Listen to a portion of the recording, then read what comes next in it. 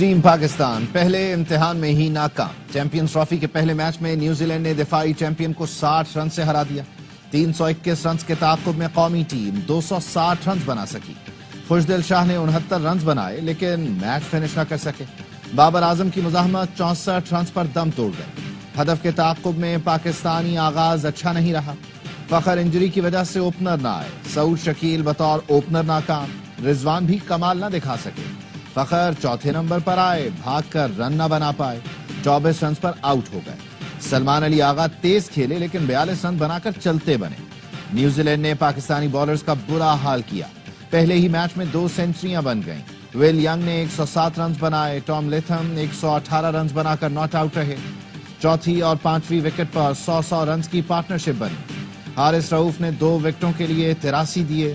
شاہین نے بغیر وکٹ لیے 68 رنز لٹائے۔ کپتان محمد رضوان کہتے ہیں، ہم سوچ رہے تھے 260 رنز بنیں گے۔ لیتھم اور ینگ نے شاندار بیٹنگ کی۔ فخر زمان کی انجری سے متعلق کچھ کہنا قبل از وقت ہے۔ ٹک ٹک ڈاٹ ڈاٹ ڈاٹ بال بنے پھر وبالے جان۔ پاکستانی بیٹرز کی پرانی بیماری، کوئی ڈاکٹر ملا نہ دوا کام آئی۔ پاکستان نے نیوزی لینڈ کے خلاف میچ میں ڈاٹ بالز کی پھر سینچری بنا دی۔ قومی بیٹرز نے 284 گیندیں کھیلی، 162 پر کوئی رن نہیں بنایا۔ بابر اعظم نے 52، فخر زمان نے 30، سعود شکیل نے 15 اور رضوان نے 11 گیندیں ڈاٹ کھیلی۔ پہلے 20 اوورز کے 120 گیندوں میں سے 85 پر رن نہیں بنا۔ ایسا کب تک چلے گا؟ شائقین نے سوال اٹھایا۔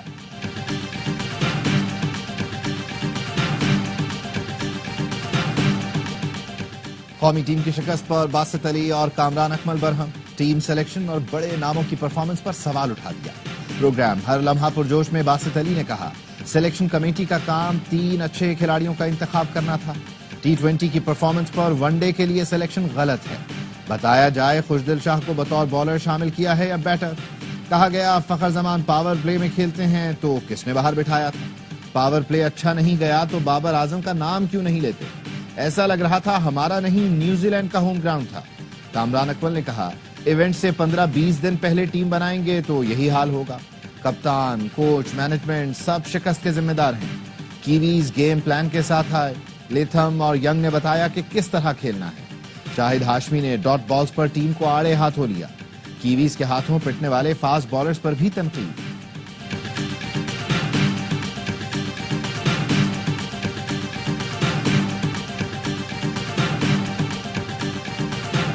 29 سال کا طویل انتظار ختم۔ پاکستان میں ICC میگا ایونٹ کا شاندار آغاز۔ دونوں ٹیمیں قومی ترانے کے لیے میدان میں اتری۔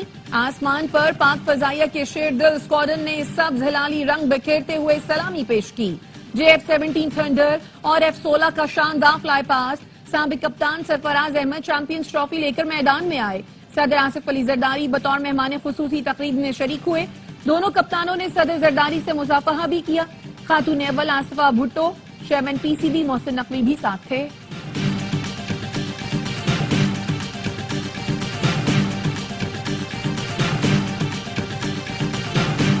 ٹیسٹ ٹاکرا 23 فروری کو ہوگا۔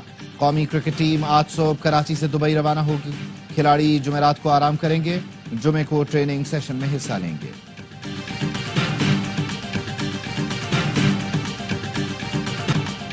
پاکستان سے پہلے بنگلہ دیش کے میچ پر فوکس ہے۔ ہر میچ اہم ہے، جیت کے لیے ہی میدان میں اتریں گے۔ ایک میچ ہارنے سے دباؤ بڑھ جاتا ہے۔ بھارتی کپتان روہت شرما کی پریس کانفرنس۔ بنگلہ دیشی کپتان نجم الحسن شانتو نے کہا، چیمپئنز ٹرافی کوئی بھی ٹیم جیت سکتی ہے، مخالف ٹیم کو شکست دینے کے لیے پرعزم ہے۔ ٹورنامنٹ میں فیورٹس کے لیے ایک دن برا بھی ہو سکتا ہے۔ بھارت اور بنگلہ دیش کا میچ کل دبئی میں کھیلا جائے گا۔ وزیر اعظم شہباز شریف کی چیف جسٹس یحییٰ آفریدی سے ملاقات۔ چیف جسٹس کو ذمہ داریاں سنبھالنے پر مبارکباد، نے خواہشات کا اظہار کیا۔ اسٹیک ہولڈر سے مشاورت کے اقدام کو سراہا۔ ملکی معاشی صورتحال اور سیکیورٹی چیلنجز پر بھی گفتگو ہوئی۔ وزیر اعظم نے مختلف عدالتوں میں طویل مدت سے زیر التوا ٹیکس تنازعات سے متعلق آگاہ کیا اور میرٹ پر جلد فیصلوں کی استدعا کی۔ چیف جسٹس نے وزیر اعظم سے نظام انصاف میں بہتری لانے کے لیے تجاویز بھی مانگ لی۔ وزیر اعظم کی چیف جسٹس کو لاپتہ افراد سے متعلق مؤثر اقدامات میں تیزی لانے کی یقین دہانی۔ سپریم کورٹ اعلامیہ کے مطابق وزیر اعظم چیف جسٹس کی دعوت پر آئے۔ ملاقات چیف جسٹس کے ریفارمز ایجنڈا کا حصہ ہے۔ چیف جسٹس نے گفتگو میں کہا پالیسی سازی پر اپوزیشن سے بھی تجاویز لیں گے تاکہ اصلاحات غیر متنازع اور پائیدار ہوں۔ چیف جسٹس نے وزیر اعظم کو اعزازی شیلڈ بھی پیش کی۔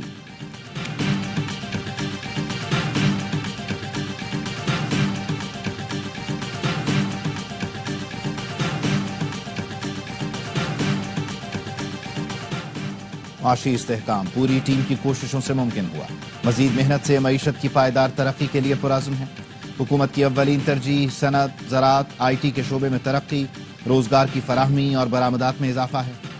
مقامی صنعت کو اس قابل بنائیں گے کہ برآمدات میں بین الاقوامی مارکیٹ کا مقابلہ کر سکیں۔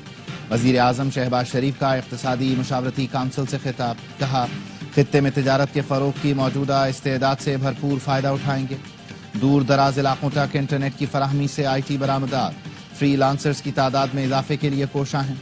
ڈیجیٹل کرنسی ریگولیٹ کرنے سے متعلق مشاورت جاری ہے۔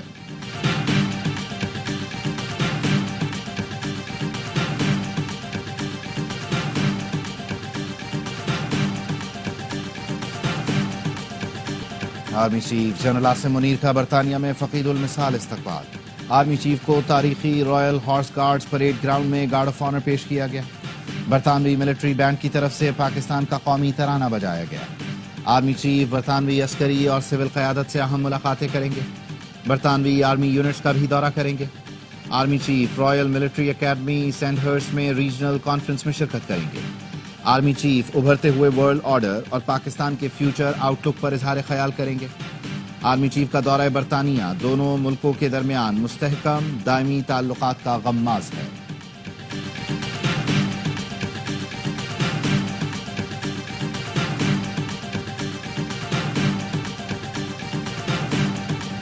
فتنہ فساد کے حوالے سے آپ کے ذہن میں پہلا نام کس کا آتا ہے؟ بد تہذیبی اور بدتمیزی کا کلچر کس نے ایجاد کیا، جو اب سب کو پتا ہے؟ وزیر اعلیٰ پنجاب مریم نواز کا الیکٹرک بسوں کی افتتاحی تقریب سے خطاب۔ آج بھی میری کارکردگی پر کوئی بات نہیں کر سکتا، دوسرے صوبوں کے پاس بھی بات کرنے کے لیے کچھ نہیں، صرف یہ کہتے ہیں چچا وزیر اعظم پیسے دیتا ہے اور بھتیجی وزیر اعلیٰ خرچ کرتی ہے۔ حلف اٹھا کر کہتی ہوں وزیر اعظم سے کوئی بھی منصوبہ نہیں مانگا، کوشش ہے پنجاب کے آمدن کے ذرائع بڑھاؤں تاکہ منصوبے لگا سکیں۔ مجھ سے زیادہ وفاق سے باقی صوبے کسی نہ کسی بہانے سے زیادہ لے جاتے ہیں۔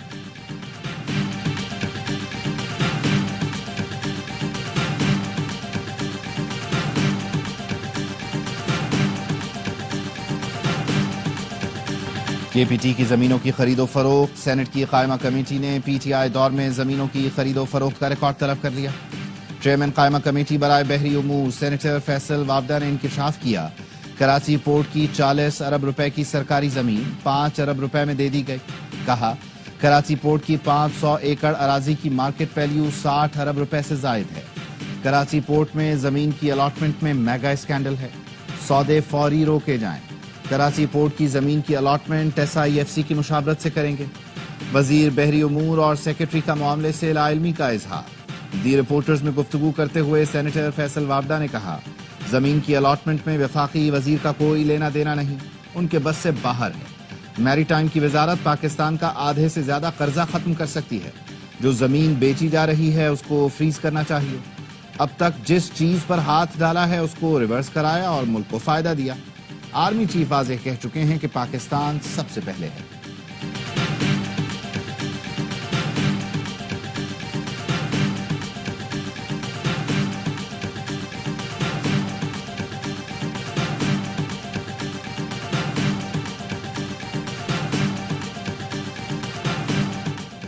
ایک گروہ سنجیدہ مذاکرات اور سیاسی افہام و تفہیم کی صلاحیت نہیں رکھتا، مصنوعی سیاسی بحران پیدا کرنے کی کوشش کامیاب نہیں ہونے دیں گے۔ نواز شریف کی سینیٹر عرفان صدیقی سے ملاقات میں گفتگو، کہا 2013 سے شروع ہونے والی ترقی کا سفر جاری رہتا تو آج ہمیں آئی ایم ایف یا بیرونی مدد کی ضرورت نہ ہوتی۔ مصطفیٰ عامر قتل کیس کی تحقیقات جاری، تفتیشی حکام کے مطابق ملزم ارمغان اپنی رہائش گاہ پر غیر قانونی سافٹ ویئر ہاؤس اور کال سینٹر چلاتا تھا، غیر ملکی کلائنٹ سے کروڑوں ڈالر کا فراڈ کیا، ڈیجیٹل کرنسی کی ہیر پھیر کے لیے درجنوں اکاؤنٹس بنا رکھے تھے، گرفتاری سے پہلے ڈیٹا ڈیلیٹ کر دیا تھا۔ ڈیٹا ڈیلیٹ کرنے کے لیے ملزم ارمغان نے 4 گھنٹے تک پولیس سے مقابلہ کیا۔ ارمغان کی پولیس پارٹی پر فائرنگ کی ویڈیو بھی سامنے آ گئی۔ بلوچستان کے علاقے بار خان میں 7 افراد کو بس سے اتار کر قتل کر دیا گیا. ضلعی انتظامیہ کے مطابق 7 افراد فیصل آباد جانے والی بس میں سوار تھے. وفاقی وزیر داخلہ محسن نقوی کی مذمت. قیمتی جانوں کے نقصان پر افسوس کا اظہار. کہا ملک دشمن عناصر عدم استحکام پیدا کرنے کی گھناؤنی سازش کر رہے ہیں. وزیر اعلیٰ بلوچستان سرفراز بگٹی نے کہا امن دشمنوں کا بزدلانہ وار ناقابل برداشت ہے, سخت جواب دیا جائے گا.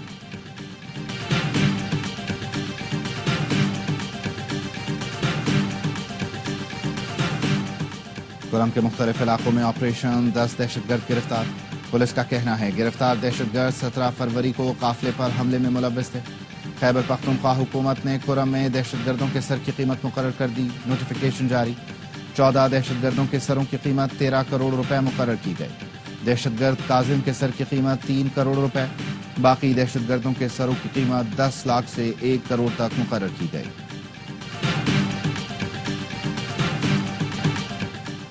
کرم میں معاملہ صرف زمین کا نہیں, فرقہ واریت کا عنصر بھی ہے, جس میں بین الاقوامی قوتیں ملوث ہیں جو اسلحہ اور بارود فراہم کر رہی ہیں, مگر ہم بھی پیچھے نہیں ہٹے ہیں. اس کو جڑ سے اکھاڑنے کے لیے بھرپور اقدامات کر رہے ہیں. وزیر اعلیٰ خیبر پختونخوا علی امین گنڈاپور کہتے ہیں کوئی دہشت گرد نہیں بچے گا.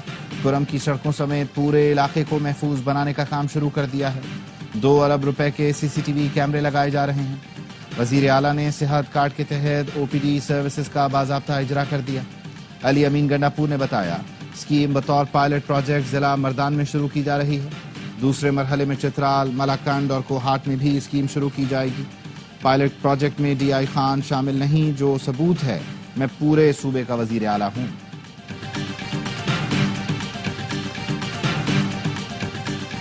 ٹریفک حادثات کی شدید الفاظ میں مذمت کرتا ہوں. وزیر اعلیٰ سید مراد علی شاہ کی سیون میں میڈیا سے گفتگو. کہا تاثر دیا جاتا ہے کہ حکومت ایسے لوگوں کو سپورٹ کر رہی ہے.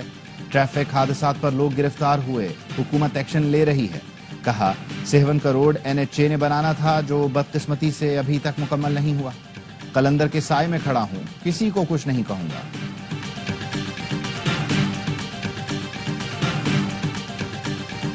کراچی میں کنٹونمنٹ بورڈ کے ایریاز میں تجاوزات کے خلاف grand operation. Faisal cantonment board کی ہدایت پر گلستان جوہر کے مختلف علاقوں میں تجاوزات ہٹا دیے گئے. کراچی میں تجاوزات کے خلاف گرینڈ آپریشن کا آغاز. CEO فیصل کنٹونمنٹ حیدر علی سیال کہتے ہیں تجاوزات کے مکمل خاتمے تک آپریشن جاری رہے گا. کراچی میں کلفٹن کنٹونمنٹ بورڈ کی ہدایت پر کورنگی روڈ پر آپریشن. درجنوں پتھارے اور ٹھیلے ہٹا دیے گئے. تجاوزات کے خلاف آپریشن پر شہریوں کا خیر مقدم. اور لاہور کے مختلف علاقوں میں پھوار موسم حسین ہو گیا. جاتی سردی لوٹ آئی. Davis Road, Mall Road, Jail Road, Gulberg میں سڑکیں دھل گئیں. Ferozepur Road, Johar Town, Garden Town, Canal Road پر ہلکی بارش سے مٹی مہک اٹھی.